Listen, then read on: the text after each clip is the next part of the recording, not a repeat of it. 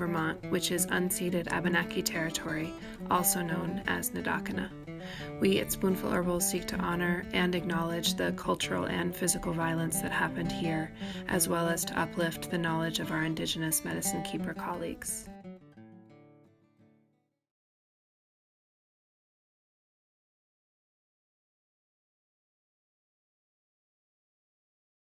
This is Katherine Elmer with Spoonful Herbals and Ralliard Apothecary as part of our Winter Wellness Sovereignty series. I want to introduce you all to Usnea. Usnea is a lichen, so it's part fungi and part algae, and its common name is old man's beard.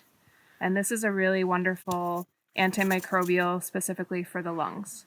And it's pretty hard to extract, but it dries very well, very quickly. This is a great way to combat any sort of lower respiratory infections, also as a treatment for lower respiratory infections.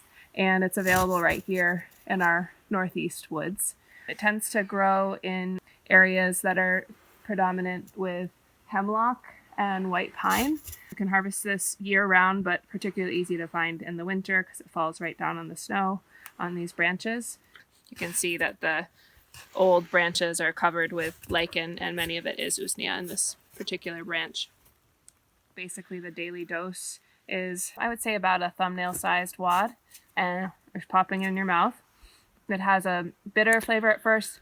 You'll also be able to taste some of the vitamin C that's in it. It's a great source of vitamin C, so that's the sour flavor.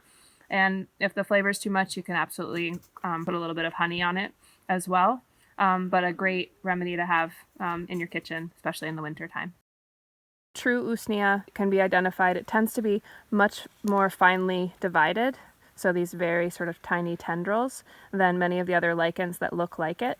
But you can also tell it apart by tearing apart the stem, and you can see that it's sort of stretchy, and there's this white filament inside with the pale green algae part surrounding it. And that white filament is not apparent in other sort of similar look-alike lichen species that you find in the northeast woods. And you can see that the Usnea is much more finely divided. So it has these tiny, delicate tendrils, whereas this is much thicker, but the color and the look of it from far away is the same. Another main difference is that the look-alike comes apart very easily and almost has this more mushroom-like texture. The Usnea is a bit tougher. So there's that white filament sticking out right there.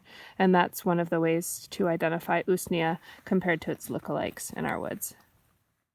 We want to follow the principles of the honorable harvest. So things to keep in mind with Usnea in particular is that it's very slow growing. So you never want to harvest everything that you find. Just harvest what you need for your family and make sure you leave behind a gift. Traditional Native American ways of showing thanks is to offer a little bit of tobacco, offer a little bit of spit or hair. My practice is to imagine having gratitude in my thumbnail as I harvest a little bit of the plant material. So make sure you give thanks and walk with reverence in these beautiful woods that we have the privilege of being neighbors to. And then you can have medicine to prevent bronchitis and pneumonia throughout the winter.